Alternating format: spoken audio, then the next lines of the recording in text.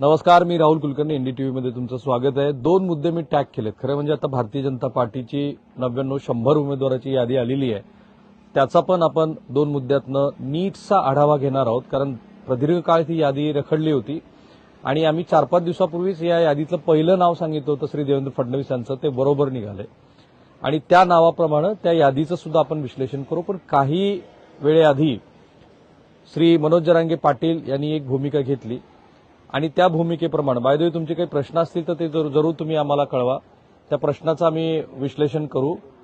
तर एक भूमिका मनोज जरांगे पाटील यांनी घेतली आणि त्या भूमिकेप्रमाणे त्यांनी असं ठरवलंय की लढायचं पण आणि पाडायचं पण. तर या भूमिकेचे काय अर्थ होतात, त्यातली इनसाइड स्टोरी काय आहे ते आपण समजून घेऊ. पण आज काय झालं, 2 दिवसाच्या मंथनानंतर, कारण 1-2 दिवस मंथन झालं आणि त्या मंथनामध्ये मनोज जरांगे पाटील यांनी आधी काही वकील मंडळी, काही सामाजिक क्षेत्रातली मंडळी, अशा सगळ्या मंडळींशी चर्चा केली काल दिवसभर. त्यानंतर ते माध्यमाशी बोलत असताना म्हणाले होते की आज आम्ही या संदर्भामध्ये समाजातल्या इतर घटकांशी बोलू आणि मग आज ते बोलते झाले आणि त्यानंतर त्यांनी एक भूमिका घोषित केली. त्याचे 3 पदर आहे. एक म्हणजे एक तर खरं म्हणजे ते स्वतः भूमिका ठरवतात आणि नंतर समाजाच्या साक्षीनं ते सादर करतात, भूमिका मांडतात. हे आजही पुन्हा दिसलं. पहिली भूमिका काय आहे, तर आपण उमेदवार उभा करू. कुठे उभा करू, की ज्या ठिकाणी मराठा समाजाचं 1 लाख किंवा अधिकचं मतदान आहे अशा ठिकाणी उभा करू. दुसरी भूमिका अशी आहे की एससी आणि एसटीचे जे मतदारसंघ आहेत, मला वाटतं 50-60 मतदारसंघ असतील, 38 आणि 36 समथिंग. तर या मतदारसंघामध्ये मनोज जरांगे पाटील यांची स्वतःची काही भूमिका असणार नाही. ते मराठा समाजाच्या आरक्षणाच्या मागणीला जे पाठिंबा देतील त्यांना पाठिंबा देणार आहे. आणि तिसरी भूमिका आहे ती पाडण्याची भूमिका आहे, की ज्या ठिकाणी आपले संख्याबळ नाहीये परंतु ज्यांना आपल्याला पाडायचं आहे त्यांना पाडू. पहिल्यांदा एक गोष्ट झाली आहे आणि ती म्हणजे उमेदवार उभा करू म्हणत असताना मनोज जरांगे पाटील यांनी महाविकास आघाडी आणि महायुती या दोघांच्याही विरोधामध्ये भूमिका घेतली आहे. आणि ती घेत असताना हे दोघंही मावस भाऊ आहेत, म्हणजे आपल्या आरक्षणाच्या मागणीला हे कुणीही पाठिंबा देत नाहीत अशा पद्धतीचा त्यांचा पॉलिटिकल स्टँड आहे. आणि ते घेत असताना आपल्या मराठा समाजाचं प्राबल्य कुठे आहे याची पण त्यांना कल्पना आहे आणि त्याप्रमाणेच ते उमेदवार देणार आहे. जेव्हा उमेदवारी अर्ज दाखल केला जाईल, त्यानंतर प्रत्यक्षामध्ये उमेदवारी अर्ज मागे घ्यायची वेळ येईल, तेव्हा काय करायचं याचं पण त्यांनी विश्लेषण केलंय, म्हणजे ठरवलंय. त्याबद्दल पण एक रणनीती आहे. ती रणनीती काय आहे, 4-5 जणांनी उमेदवारी अर्ज भरा, त्यातला जो योग्य वाटतो तुम्ही काढून घेऊ, तुम्हीच आपापसामध्ये बसून ठरवा. प्रत्यक्षामध्ये हा निर्णय मनोज जरांगे पाटीलच घेणार आहेत. त्यामुळे होईल काय की जेवढे कुणी इच्छुक आहेत, जसे 800 इच्छुक आहेत, प्रत्येकाने फॉर्म भरायचे. भरल्यानंतर मनोज जरांगे पाटील ठरवतील त्याप्रमाणे त्यातले जे मोजकेच उमेदवार आहेत ते राहतील. आणि इथेच इनसाइड स्टोरी क्रमांक 1, मनोज जरांगे पाटील यांना आता जे काही फीडबॅक मिळाले, ते जे काही महाराष्ट्रभर फिरलेत, त्यातनं एका गोष्टीची कल्पना आलेली आहे की प्रत्यक्षामध्ये मराठा समाजाचं प्राबल्य कुठे आहे आणि किती मतदारसंघात आहे. ते पूर्वी म्हणत होते की 115 ते 120 मतदारसंघामध्ये मराठा समाजाचं प्राबल्य आहे. तशी स्थिती महाराष्ट्रात नाहीये, कारण कोकणातला आणि विदर्भातला मराठा समाज हा ओबीसी प्रवर्गातच आहे. त्यामुळे तो समाज तर मनोज जरांगे पाटील म्हणतील त्याप्रमाणे कदाचित भूमिका घेणार नाही. अर्थात ती जी मराठा म्हणून असलेली अस्मिता आहे ती विदर्भामध्ये पण आहे आणि त्याच अस्मितेतनं आपण बघितलं की भारतीय जनता पार्टीला दणदणीत पराभव विदर्भात लोकसभा निवडणुकीमध्ये बघावा लागला. आता इथे त्यांच्या असं काय लक्षात आलंय की जी इनसाइड स्टोरी आहे ती अशी आहे की त्यांना हे माहिती आहे की मराठवाड्यातले जे 46 विधानसभा मतदारसंघ आहेत तिथेच आपलं प्राबल्य आहे. त्यामुळं त्या मतदारसंघामध्येच मनोज जरांगे पाटील आणि त्याच्या आजूबाजूला असलेल्या काही जिल्ह्यामध्ये स्वतःचे उमेदवार उभा करणार आहेत आणि त्याभोवतीच त्यांची ताकद ते लावतील, ही त्यातली इनसाइड स्टोरी आहे. म्हणजे जरी 800 लोकांनी अर्ज भरलेले असले, अनेक ठिकाणी उमेदवार उभा राहणार असले, तरी प्रत्यक्षामध्ये जो फोकस असणार आहे तो फोकस हा पूर्णपणे ह्याच मतदारसंघावरती असणार आहे आणि त्याचाच त्यांनी आढावा घेतलेला आहे. एससी एसटी संदर्भातली त्यांची जी भूमिका आहे ना ती फार इंटरेस्टिंग आहे, कारण त्यांना आपलं बळ तिथे नाहीये वगैरे ह्याच्यापेक्षाही मराठा समाजाचा जो व्यापक पट आहे तो वाढवायचा आहे आणि तो वाढवत असताना भविष्याच्या राजकारणाची पण ते मोठ बांधतायत. हा योगायोग नाहीये की इम्तियाज जलील हे जाऊन मनोज जरांगे पाटील यांना भेटले. इम्तियाज जलील हेच नांदेडमधले एक जी काही पोटनिवडणूक होती त्यातले उमेदवार. हा योगायोग नाही की दिल्लीतल्या मुस्लिम समाजाच्या महत्वाच्या प्रवक्त्यानं श्री मनोज जरांगे पाटील यांची भेट घेतली, ज्याच्याबद्दल बाळासाहेब सराटे यांनी खूप सारे प्रश्न उपस्थित केलेत की त्यांना भेटण्यासाठी मनोज जरांगे पाटील हे छत्रपती संभाजीनगरला का गेले. कारण मनोज जरांगे पाटील प्रयत्न काय करतायत, 3M जो फॅक्टर आहे त्यातला मुस्लिम, मराठा आणि महार हा जो फॅक्टर आहे तो महायुतीच्या विरोधामध्ये गेला लोकसभेला. त्यातले जरी 2 फॅक्टर एकत्रित आले, कारण 16-17% मुस्लिमांची संख्या आहे आणि आता तसं म्हणाल तर मुस्लिमांना एक प्रकारे मुस्लिम समाजाचा काँग्रेसकडनं पण भ्रमनिरास झालाय आणि तो भ्रमनिरास झाला याचं दृश्य स्वरूपात काय कसं दिसतं आपल्याला, तर त्याच समाजातली लोक मस्जिदीमध्ये बैठका करतायत आणि काँग्रेस पक्षाला सांगतात की तुम्ही आम्हाला तिकीट द्या, अन्यथा आम्ही दुसरा विचार करू. आता अशा स्थितीमध्ये मुस्लिम समाजाला जो सगळा दंगलीचा आपण इतिहास काढला, आधी गुजरातपासून ते देशभरातल्या कुठल्याही राज्याचा इतिहास काढा, अल्पसंख्याकांच्या विरोधामध्ये दंगलीमध्ये मुख्यत्वे त्या राज्यातला जो प्रमुख जात घटक असतो तोच पुढा असतो. त्यात मराठा समाज असेल, गुजरातमध्ये पटेल असतील, कर्नाटकमध्ये लिंगायत समाज असेल, ओकलिग असतील, जाट असतील, तर हे ट्रॅडिशनली हाच इतिहास आहे महाराष्ट्राचा, देशभराचा. आता इथे जर एक मोठा समुदाय मुस्लिम समुदायाच्या बरोबर येत असेल तर त्याला एक प्रकारची सामाजिक सुरक्षितता लाभते.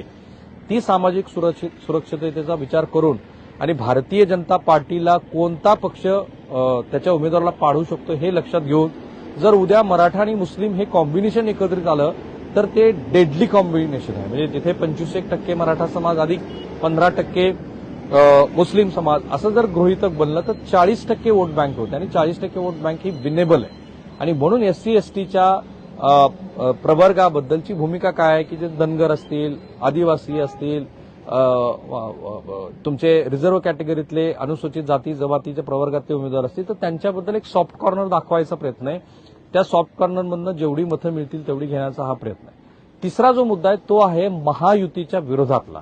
या ठिकाणी मला खात्री आहे की हे खूप सिलेक्टिव्हली केलं जाईल की जिथे महायुतीचे उमेदवार आहेत त्या महायुतीच्या उमेदवारांना पाडलं जाईल, त्यांना पाढा म्हणून मेसेज दिले जातील, त्यासाठीच्या बैठका, घोंगडे बैठका, मेसेज असं सगळं केलं जाईल आणि मुख्यत्वे तो सुद्धा फोकस हा मराठवाड्यामध्येच अधिक असेल. कारण जिथे महायुतीचे उमेदवार खाली जातील तिथे महाविकास आघाडी वाढेल, मनोज जरांगे पाटील यांचे उमेदवार वाढतील आणि त्याचा फटका हा जो दुसरा मी मुद्दा टाकलाय की मनोज जरांगे पाटील यांचा हा मोठा डाव काय त्याच्याशी निगडीत आहे. चांगल्या अर्थाने मी म्हणतोय काय आहे, महाराष्ट्रातली राजकीय स्थिती कशी झाली आहे बघा. 2019 नंतर महाराष्ट्रातला प्रत्येक राजकीय पक्ष हा वल्नरेबल झालेला आहे. कुणी असं म्हणूच शकत नाही की माझ्या राजकीय पक्षाला या भूभागामध्ये इतकं ठाम असं मत मिळेल आणि तशा पद्धतीचे आकडे मी घेऊन येईल. महाराष्ट्रात 288 पैकी 144 तुम्हाला बहुमताचा आकडा आहे.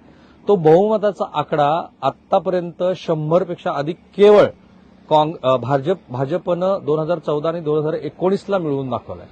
गेल्या 40 वर्षामध्ये महाराष्ट्रामध्ये कुठलाच राजकीय पक्ष एक हाती महाराष्ट्रात सत्ता घेऊन आलेला नाहीये. शेवटचं सरकार श्री शरद पवार यांचं आहे जेव्हा मुंबईमध्ये दंगली घडलेल्या होत्या. अशा स्थितीमध्ये मोठा डाव काय असू शकतो तर नंबर गेम्समध्ये आपले स्वतःचे किंवा आपल्याला पाठिंबा देणारे जर 35 ते 40 आमदार निवडून आले तर मनोज जरांगे पाटील यांच्यासाठी हा मोठा डाव आहे. ते आयदर स्वतः मुख्यमंत्री पदासाठी लॉबिंग करू शकतात किंवा स्वतःच्या पाठिंब्यावरती मुख्यमंत्री पद हे कोणाला द्यायचं ते ठरवू शकतात. इतका या संख्येमध्ये तुम्हाला महत्वाचा भाग दिसणार आहे आणि म्हणून त्या दृष्टीने विचार करता एक प्रकारे विचारपूर्वक निश्चितीनं धोरण आखत एक टाकलेला हा राजकीय डाव आहे आणि तो डाव त्यांनी घेतले स्वतःचे शारीरिक कष्ट, जे आंदोलन तेवत ठेवलं आहे त्या आंदोलनाला टप्प्याटप्प्याने मोठं करणं हे सगळं बघता तो त्यांना अधिकार होता त्याप्रमाणे त्यांनी केलंय. आता याच्यामध्ये नुकसान काय होईल, जो लार्जर पिक्चर काय दिसतंय, जितकं जमेल तेवढे महायुतीचे उमेदवार कमी करा, जितके निवडून येतील तेवढे महाविकास आघाडीचे निवडून आणा, पॅरलल आपल्याला मराठा समाजाचे जेवढे म्हणून निवडून आणता येतील या आंदोलनाच्या जोरात ते निवडून आणा. प्रत्यक्षामध्ये गव्हर्नमेंट जेव्हा फॉर्म होईल त्यावेळेला निगोशिएशनची पॉवर आपल्या हातामध्ये ठेवा आणि त्याच्या बळावरती महत्वाची पदं घ्या. तुम्ही जो काही मुद्दा मांडत आहात तो मुद्दाही घ्या. पुढची पण एक सोय केली मनोज जरांगे पाटील यांनी. ती सोय काय आहे तर हे आंदोलन, कारण आजपर्यंतच्या राजकीय चळवळीचा, सामाजिक चळवळीचा जर तुम्ही अभ्यास केला तर शेतकरी संघटनेची चळवळ घ्या किंवा अगदी डाव्यांच्या पण बद्दल की एक आयडिओलॉजिकल स्टँड घेऊन ते आले होते किंवा जाटांचं उदाहरण घ्या किंवा पटेलांचं उदाहरण घ्या. जेव्हा जेव्हा निवडणुकीच्या फेजमध्ये हे पक्ष ही आंदोलन आली तेव्हा त्यांना मिळालेलं यश अल्प काळातलं आहे आणि मुख्य म्हणजे ज्या कारणासाठी हे सगळं सुरू झालं होतं ते हळूहळू संपून जातं. आज तो शब्दही त्यांनी घेऊन बघितला. अर्थात निवडणुकीनंतर काय चित्र असेल, किती ती सगळ्या गोष्टी होतील हा भाग अलहिदा, पण आज निवडणुकीचा रिझल्ट काही जरी आला तरी हे आंदोलन संपणार नाही. पुन्हा मराठा समाज माझ्या पाठीशी उभा राहणार तशी ग्वाही त्यांनी त्यांच्याकडनं घेतली. जे तिथे उपस्थित होते ते समाजाचे प्रतिनिधी आहेत असं आपण गृहीत धरू. पण यातनं काय दिसतं आहे तर एकीकडे निवडणुकीच्या राजकारणामध्ये सक्रिय सहभाग, दुसरीकडे आंदोलनाची मुख्य मागणी संपूर्ण देणं, याच्यातनं पुढच्या सुद्धा आपल्या वाटचालीची सोय मनोज जरांगे पाटील एक आंदोलक म्हणून करताना दिसत आहेत. पण माझ्या मते ह्यातला जो इन्साईट स्टोरीचा भाग आहे तो हाच आहे की जर पुढे सत्ता प्रत्यक्षात स्थापनेची वेळ आली तर तेव्हा आपल्या हातामध्ये एवढं बळ असावं की ज्या बळाच्या जोरावरती आपण निगोशिएशन करू शकतो. एक मोठा डाव मनोज जरांगे पाटील हे या निमित्ताने खेळताना दिसत आहे. फक्त एकच फरक आहे याच्यामध्ये, लोकसभा निवडणुकीमध्ये जसं चित्र दिसत होतं महाराष्ट्रभर तसं आता विधानसभेला नाहीये. विधानसभेला आपला उमेदवार कोण, त्याची राजकीय ताकद काय आहे, त्यांनी केलेली कामं काय आहेत हे लोक बघतायत. मग तो महाविकास आघाडीचा असू दे किंवा महायुतीचा असू दे. अशा वेळेला जर मनोज जरांगे पाटील यांचे उमेदवार उभा राहिले, जसं ते स्वतःच म्हणाले की महायुतीला भाजपला याचा खूप मोठा फायदा होईल असं वाटत होतं, तसंच होणार आहे. महायुतीच्या बाजूनं त्यांचं एक कन्सॉलिडेट वोटिंग असणार आहे. महाविकास आघाडीच्या बाजूनं त्यांचं जे काही वोट असेल त्याच्यामध्ये डिवाइड होईल बऱ्यापैकी आणि मनोज जरांगे पाटील यांचे सुद्धा उमेदवार विजयी होतील. आणि बऱ्याच ठिकाणी जर त्यांनी जाहीरपणे अशा भूमिका घेतल्या की महायुतीचेच उमेदवार पाढा आणि महाविकास आघाडीच्या उमेदवाराला ह्या निवडून आणा, तो अपवाद वगळता बऱ्याच ठिकाणी न्यूसेन्स व्हॅल्यू, कारण विधानसभेच्या निवडणुकीची गणितं ही 1500 वरती पण कधी कधी येतात. अशा वेळेला मनोज जरांगे पाटील यांच्या भूमिकेचा दोनही हे जे गोल आहेत, एकीकडे महाविकास आघाडी आणि एकीकडे महायुती, त्यांना फटका बसू शकतो. माझ्या मते आजचा दिवस अनेक अर्थांनी महत्वाचा आहे, कारण 2024च्या विधानसभा निवडणुकीमध्ये सगळ्यात जास्त चर्चेला जाणारा फॅक्टर हा 70-80 जागावरचा असणार आहे, तो मनोज जरांगे पाटील यांच्या भूमिकेचा. आणि आठवून बघा, गेल्या काही दिवस आम्ही सातत्यानं म्हणत होतो की सिलेक्टिव्ह जागेवरती मनोज जरांगे पाटील हे आपले उमेदवार देणारच आहेत.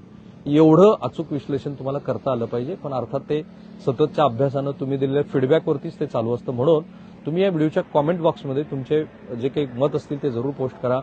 तुम्हाला कसं वाटतं मनोज जरांगे पाटील यांच्या निर्णयाकडे तुम्ही कसं बघता हेही सांगा. आणि आमचं जे युट्यूब चॅनल आहे त्याला फॉलो करायला लागा, बेल आयकन दाबा, कारण त्याच्याशिवाय तुम्हाला अपडेट्स मिळणार नाही. थांबूयापर्यंत.